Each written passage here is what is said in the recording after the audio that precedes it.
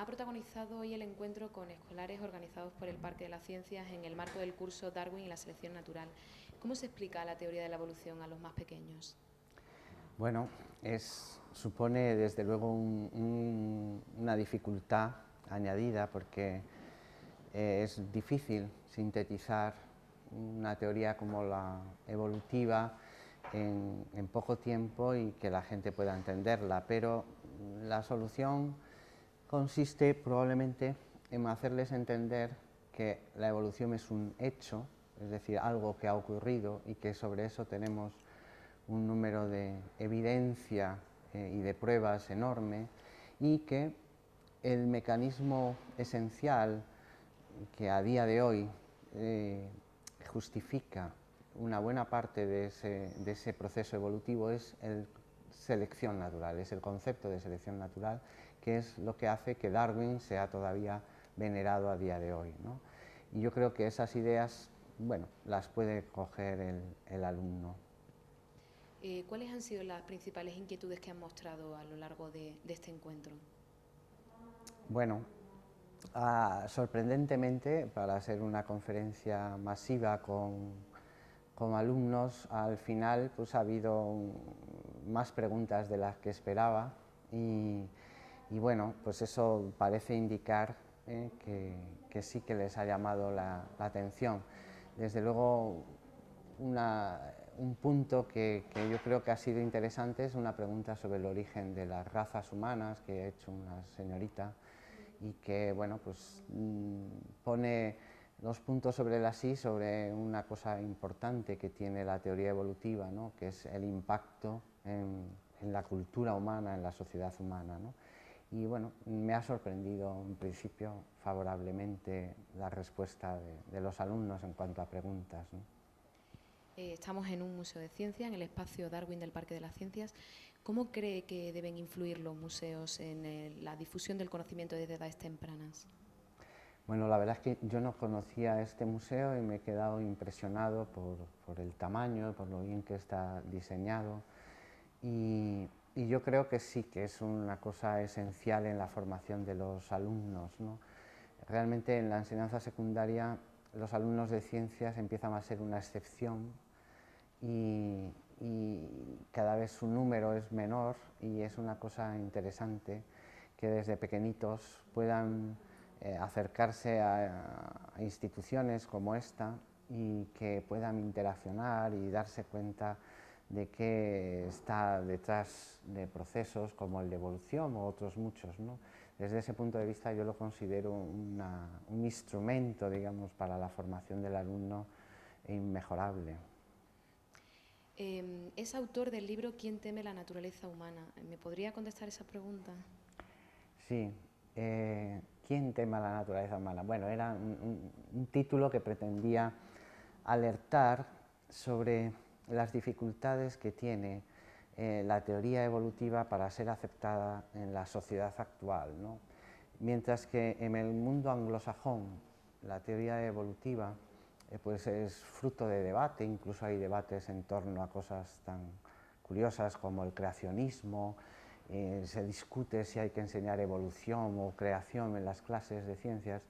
En general, en España y en general en la Europa continental, este tipo de debates no existen. Prácticamente todo el mundo es darwinista, pero a mí siempre me recuerda que son la gente, sobre todo las gentes de letras, de ciencias sociales, de filosofía, son darwinistas como se suele decir que todo el mundo es católico, pero no practicante. Entonces existe un rechazo a la idea de naturaleza humana, a aceptar la posibilidad de que la biología entre de lleno digamos, en el análisis de lo que es un ser humano.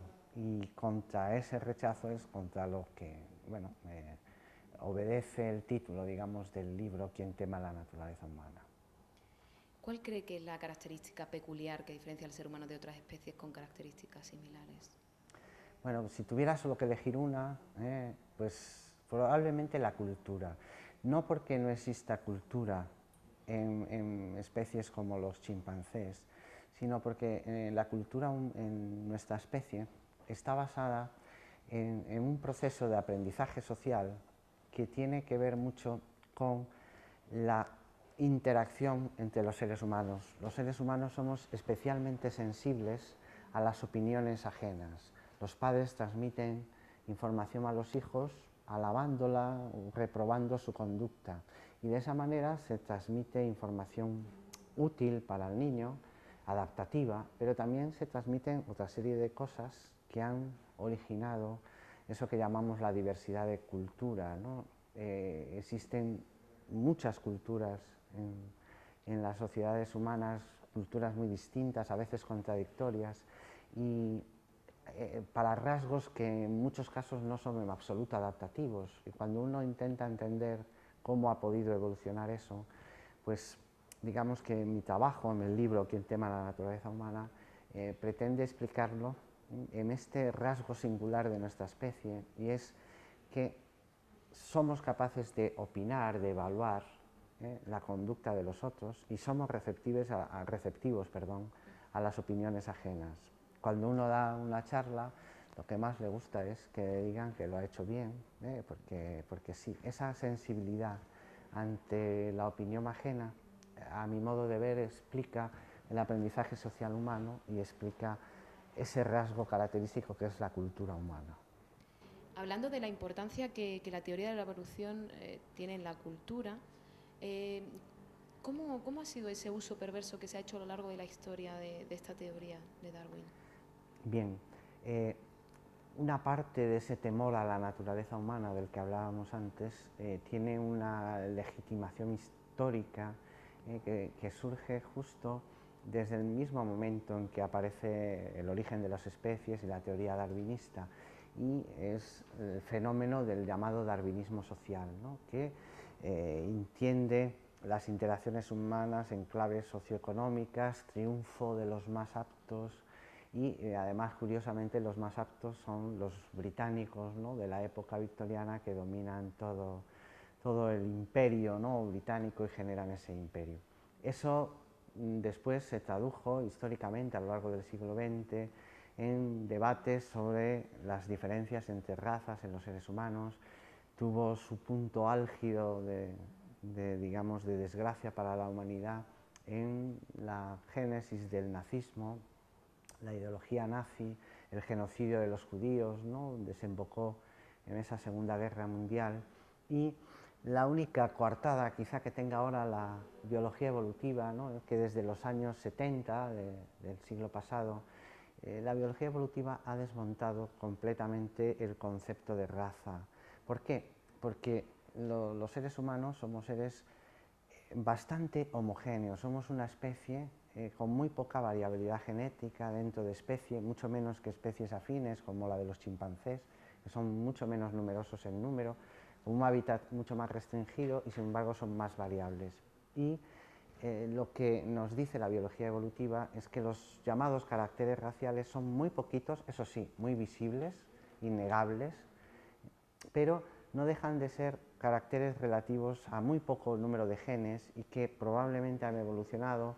En el caso, por ejemplo, del color de la piel, es posible que haya influido la adaptación a la menor intensidad luminosa que se produce cuando nuestra especie abandona África, y entonces, al haber menos radiación, pues se favorecen las pieles claras, pero básicamente son caracteres que muy probablemente han surgido por apareamientos clasificados entre seres humanos. A los seres humanos, en principio, como casi cualquier otra especie, tiende a buscar y a resultarle atractivo las personas que de alguna manera tienen rasgos que se le parecen, ¿no? Esto parece que podría justificar el origen de los distintos llamadas variantes raciales.